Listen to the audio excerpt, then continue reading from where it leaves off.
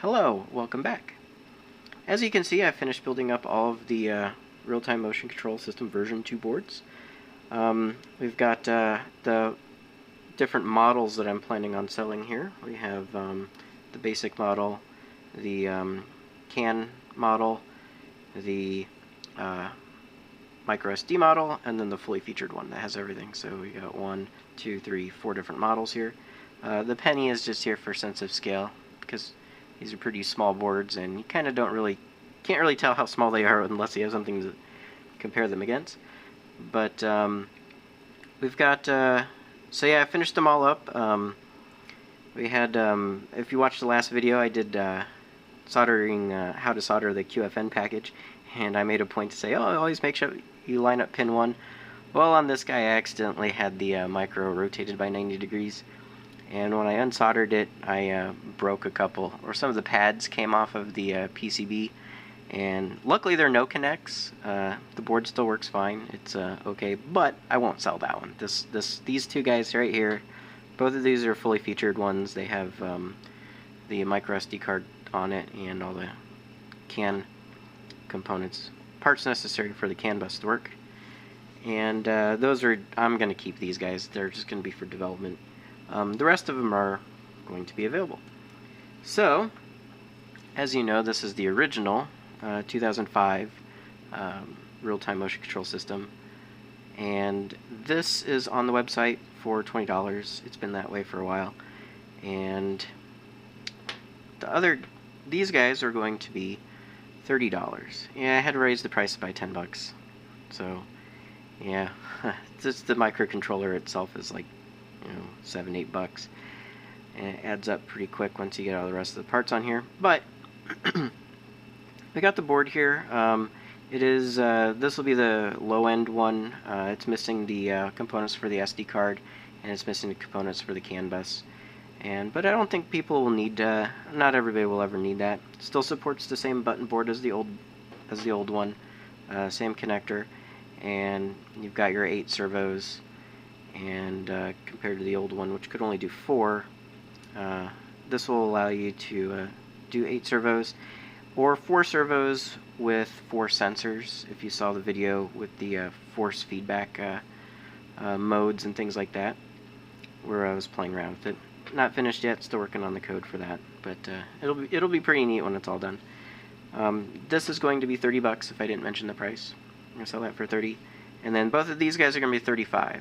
And this is with the it's got the extra expansion connector on here, which allows you to have CAN bus, and got the CAN transceiver on there, but it's missing the micro SD card.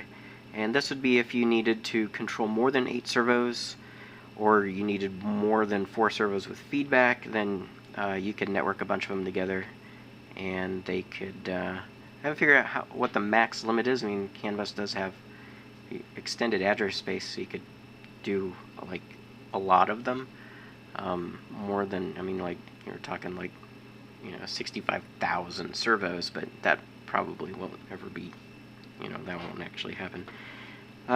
So that would be $35. This guy, which is same thing as the other ones, it's just missing the expansion connector, and it doesn't have the components for CAN bus, but it does have the components for the micro SD card. And this one will be also $35, and you would use this for if you're doing really long motion sequences or things like that, or you want to do you get a bunch of animatronic,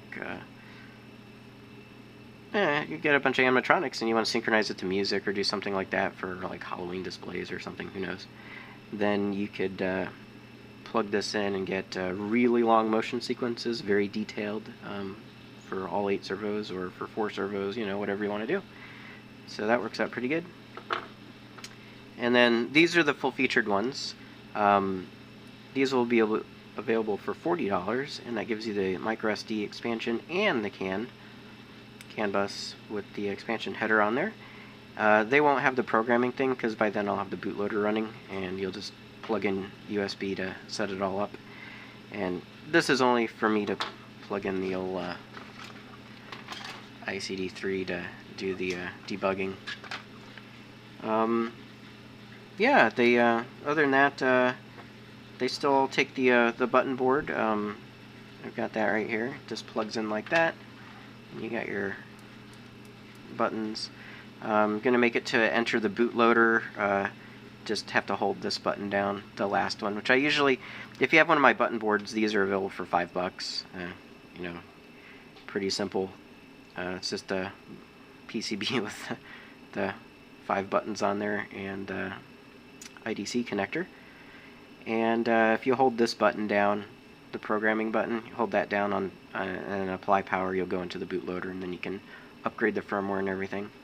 And that's the plan. We're going to do different, we're going to do applications. So they're not crippled. So if you buy the low-end one and you decide later you want to add, you want to go in there and solder in your own CAN transceiver and your own components for the micro SD card and your own header, you can do that.